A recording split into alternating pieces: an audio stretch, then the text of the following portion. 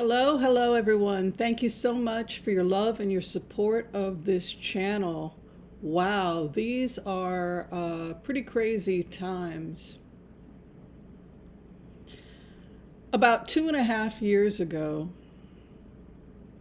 a couple of weeks after the November 7th, the October 7th attacks in Israel, I wrote a peace proposal which was called the Oasis One, Rebuild of Gaza. Many people here know me for this entertainment channel. This is a channel where we have a little bit of fun and we play with tarot cards. And I have loved the tarot cards since I was a little kid, growing up in the wet, rainy Pacific Northwest. We always looked for ways to entertain ourselves, card games, and fun things like tarot cards, etc. But what many of you don't know is, other than doing this fun, entertaining channel, I have a serious side, even if my name is Whimsy. I do have a serious side. I am a doctor and I am a researcher and I am a peace activist. But to be a peace activist, we want to be doing our homework and we want to make sure that we're creating solutions that are going to help people in the long run. So I am an Israeli American, and I spend quite a lot of time in Israel. I spent most of my 20s in Israel. I became an Israeli citizen in 1989. And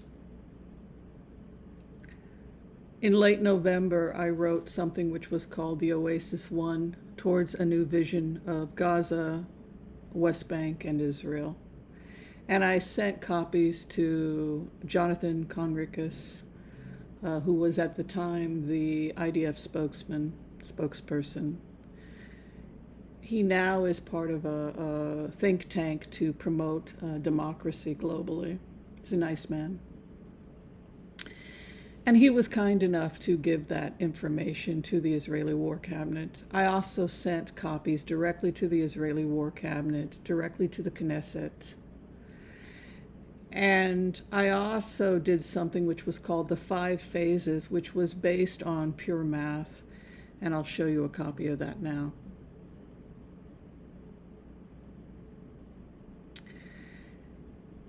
And that was just based on data collection and looking at supercomputers. I do meditate. Some would call it an altered trance state. Many researchers do this, where we look at data, then we take a break.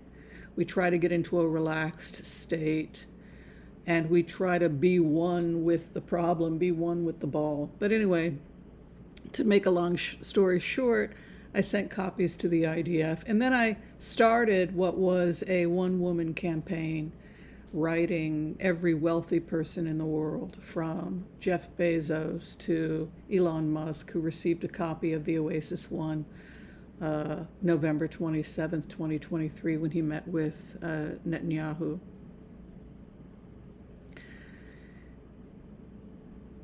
But in the 5 phases that I had looked at, based on the calculations I had, we had a pretty good idea about how this was going to go down. Because we knew as Israelis that October 7th cannot happen again. A lot of people, rightly so, are very concerned about the situation in Gaza. Innocent children are starving, etc. And all of that is true. One of the things that I've tried to do is to get General el-Sisi, the president of Egypt, to open the gate that blocks Rafah. And this is also something that the protesters tried to do when they went to Cairo and are now being beaten and tortured because the Egyptians will not open the gate. The reason the Egyptians will not open the gate is because they're frightened of Hamas and the atrocities that happened on October 7th in Israel, and they're frightened that that terror will be brought to their doorstep. And so they built a really large wall to keep people from coming into Egypt. Unfortunately, that meant that even Innocent civilians couldn't leave. Now about 70% of the buildings in Gaza have been destroyed, maybe more. And many of the underground tunnels have also been destroyed. Of the 200 and some odd people that were taken hostage, the Israelis, in addition to over 1,000 that were brutally murdered and raped and killed, all of which was filmed, we still have something like 58 hostages in Gaza, and something like 20 are presumed to still be alive in the tunnels of Gaza. So you would think if 70% was destroyed, that 70% of the people of Gaza would be dead. But 70% of the people of Gaza are not dead. And the reason that 70% of the people are not dead is because Israel makes an effort to call every single phone number in Gaza to tell people to get out of the area because they're going to be bombing. Unfortunately, people are still getting killed. They're getting killed partly by bombs by Hamas, which in some cases backfire and fall back onto the people because they're primitive bombs and they're not as precision as some of the other bombs that are coming in from Israel. Israel is also using bunker busting bombs because many of the underground tunnels have been placed under hospitals and places like this, like the hospitals in Jabalia. So based on data, and I just look at data, based on the data, we had a pretty good idea, those of us that were watching closely and using supercomputers and data collection, etc. We had a pretty good idea that the hostages were being kept in Khan Yunis and Jabalia. We've already cleared Rafah, which means that now we can bring civilians into Rafah and begin putting up tents and keeping people safe. I personally believe once we've cleared Hamas, we can then negotiate with Egypt to open up parts of North Sinai to offer more space to refugees. It's a terrible, terrible thing, war. And the worst part of war is that historically 80% of the victims of war are women and children. War is hell. If you put yourself in the shoes of the Israelis after October 7th, you'd understand that we really don't have a choice. We have to go in and we have to clear Hamas. They were tying women to trees, raping them, shooting them in the head, shooting people's dogs. I'll put links in the description of this video if you would like to see all the film footage. They were very proud of what they did. And now the protesters, who are good people, by the way, the people that came to march to Gaza are not bad people. I just think that they don't have the full picture.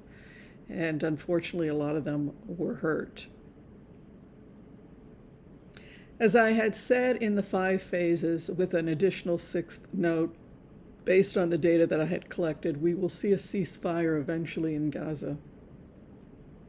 There will be an exchange of hostages for prisoners of Hamas and affiliate organizations. And then Israel and other countries will cooperate to find a location for Hamas and Hamas sympathizers without killing them so that they can agree to go to another country. That is what Israel is trying to do right now, even to not kill Hamas. We're trying to find some place that they can go and agree to leave so that we can start the rebuild. In terms of the rebuild that I wrote, the purpose was to create a safe border between Israel and Gaza and work towards integration and peace with those Gazans that are willing to cooperate and work with Israel to create a soft border. And I calculated that it would be approximately 3 to 10% of Gazans that would be selected for that rebuild.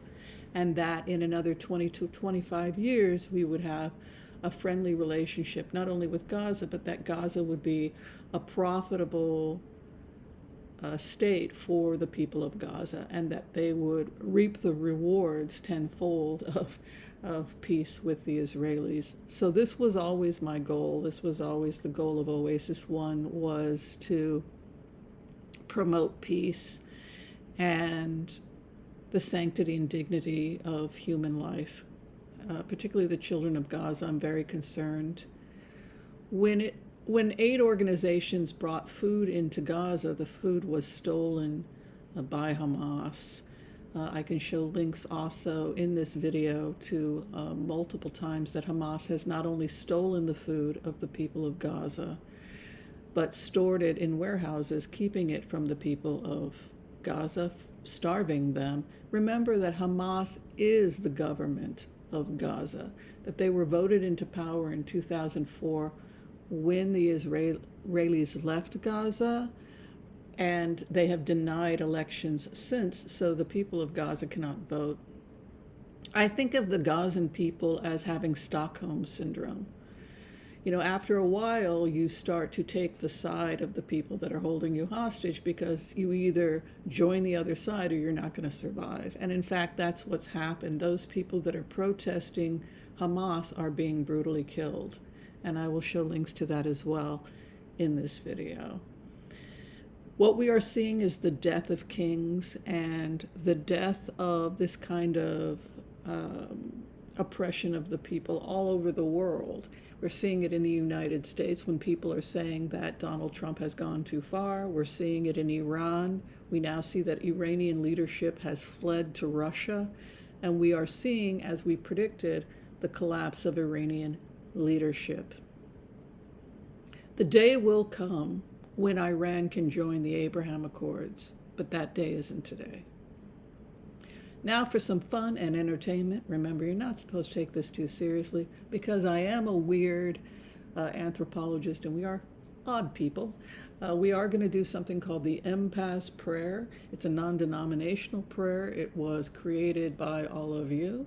And we're going to go ahead and do the cards and see if we can see any information about the future of what's going on in the world. Again, thank you so much for your love and support of this channel. If you'd like to find out more about the Oasis One towards a new vision of Gaza, the West Bank, and beyond, you can find all that information as well in the description of this video. Let's go ahead. Let's do the Impasse Prayer.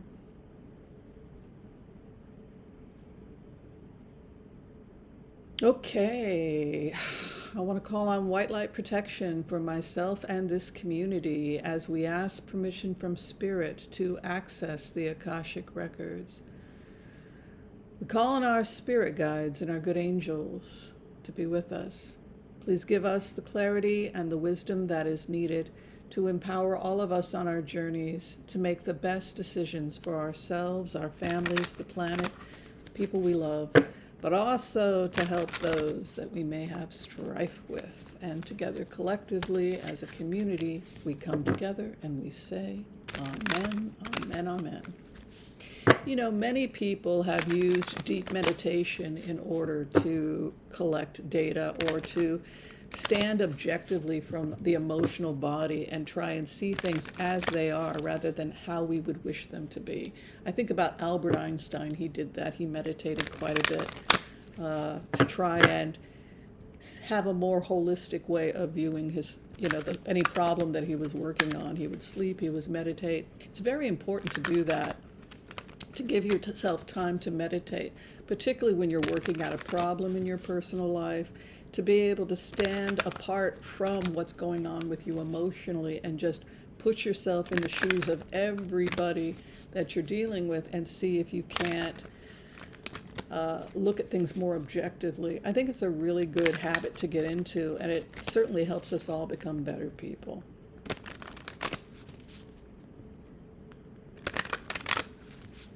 Let's take a look. What is the future of the world right now based on the information that we have? The thing I like about tarot cards is that they trigger your subconscious, which ultimately is connected to the superconscious. That's what Carl Jung thought, and I think he's right. And it's a great way that our brain can access information we may already have, or put things together in ways that we may not consciously be aware of. And that's why I think these kinds of cards are really great. And Yeah, I think it works. All right.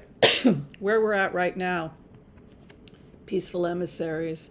So there's a lot of people that want peace. You can see the Knight of Cups is the diplomat's card. It is the person that comes in and wants diplomacy. He's the knight on the white horse. He's coming for peace. However, unfortunately, you can see the karma card is war. As many of you know, I use 12 cards when I do a Celtic cross, and that is because I take one base, which is the 12th card, and the 11th card, which has been forgotten in history, I'd love for people to bring it back, is actually something which was called the karma card. So here is the base. The base of the matter is that we are probably going to get to peace, that peace is coming to the area, but first comes war. You can see the karma is that war has to happen. This is something that a lot of people have said, that war is inevitable at this time. The first house, people are feeling cornered. People are scared. Even the people who are supportive of the fall of Iran are frightened right now because they don't have the same safety that the Israelis have. They don't have bomb shelters and things like this. And we now have film footage of Iranian leadership fleeing to Russia just as Assad fell when Syria fell.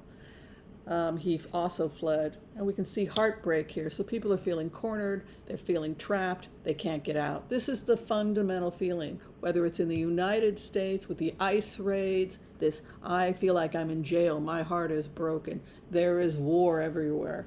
Eventually we will get to peace, but not now. What is above us is the business world. The Queen of Pentacles comes in and she wants business. This is why you have to work out issues with illegal immigrants and whether or not we can get some people registered for temporary work visas, etc., particularly if they already have a job and they're doing jobs where we can't find anyone else to do them, picking lettuce in Simi Valley or something like that. These are hard jobs that most American-born people will not do. But we have here that things get turned into a business model. So we have the business world coming in and saying, please don't touch these people, please don't hurt these people, let's see if we can't work this out. The business of running the United States, which requires healthy immigration. We need immigrants. We can see here the issue is social welfare, and it's entering into a time of the sun is coming out. So let's just look at the calculations. Are we making money from immigration? Is it profitable to the United States that we have immigrants? And the answer is yes. That it is still better for us financially to welcome in the immigrant than not. You can see here the sun coming out. You can see the business world beginning to advocate for the immigrant. It's cost effective. If you don't want to spend $10 a pound for tomatoes, then you're going to want people to be able to get at least temporary work visas, maybe for 5 years, and then they can apply for citizenship. By the way, applying for citizenship is extremely expensive, which is why most people don't apply. They don't have the money. They don't earn enough money. It's prohibitive. And where we are right now is confusion. People honestly don't know what to do. It feels to me like the business world comes in and bails people out. That's how it looks to me. And I think that that's ultimately makes a lot of sense. Really interesting to see this juxtaposition here. And we can see here partnerships, business partnerships, importing and exporting. They need a steady stream of immigrants in order to do their work.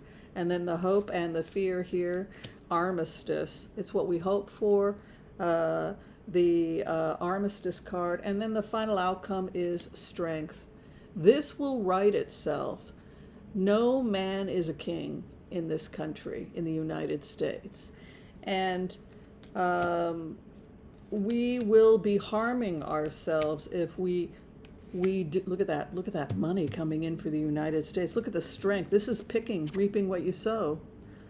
It is the wrong time to be harassing the immigrant. This is high season for harvesting of the produce is between now and fall. This is the busy season, and so it will cost us a lot of money if we do not promote healthy immigration. And I think what we're seeing here is that the business world is going to start helping with visas and coming up and possibly even working with this administration to release people, excuse me, because we can't financially afford to lose them.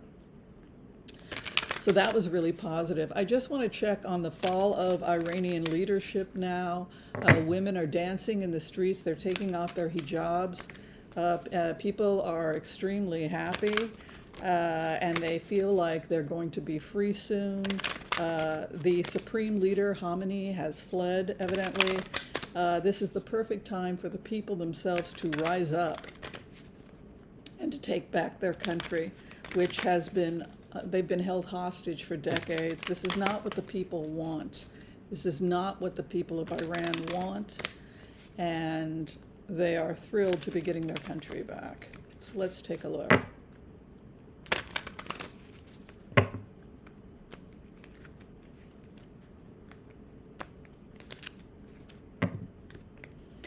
The IRGC, the Iranian Guard, is in power now because the leadership has left. And so the IRGC is going to have to make a deal with the people and with the Israelis to not resist the transition of power. We can see an Ace of Swords coming in, and that we have the higher ethos will win, Ace of Swords. It was not the will of the people. It wasn't their religion. Many of them are Zoroaster, some are Catholic. Some are Sunni. This is simply not their religion, and so consequently it was necessary to have a regime change. I see the Shah's family coming back. I see strong female leadership. Look at that. The women of Iran will rise, and the Shah will help them rise. Look at this. Look at this. Look at this, you guys. Women, women, women. Strong women. This is the Shah's daughters and the Shah's female side of the family. Look at this. Imagination, strength, business. It's all women, women, women, women's leadership, women's power. Isn't that incredible? I've never seen that before. And look at this Ace of Swords. The women win. Can you imagine being beaten, raped, and murdered simply because somebody saw a strand of hair? Look at this. The female is rising, all women. I have never seen that in 7 years of running this channel. Be patient, people. We must be patient, and we enter into the time. It's moving very quickly. The women are coming in. This is the time of female leadership in Iran. First house, Ace of Pentacles. The business world is ready to pour money into the new Iran. Ace of Pentacles, the women's power and money, the opposition, magician. Now there, you have this, look, next, Russia is not long for this world under Putin because they've lost all their supporters. There he is, the peacemaker, the amazing King of Cups. He's the bridge over troubled water. I think it's the Shah's son. Clarification here, there will be peace in the valley. There will be peace. Page of Cups, Archangel Raphael comes to bring the peace, and the opposition is faced with the truth of their situation. The international community wants to try them, and they're going to be asking Russia to turn people over. The hopes and fears, they're seen as the devil. They never want the devil again. There will be cooperation between the Shah and the military. The IRGC and the Shah together will rule while the nation becomes stabilized and builds its constitution. Its higher ethos will take about 1 year. And women will be very much a part of the new Iran. All right, I want to thank you all for watching this quick video. If you'd like to come in for a reading with me, you can find all that amazing information below. Be kind to all so that all will be kind to you too. God bless. Peace out. We'll see you next time. Bye, everyone.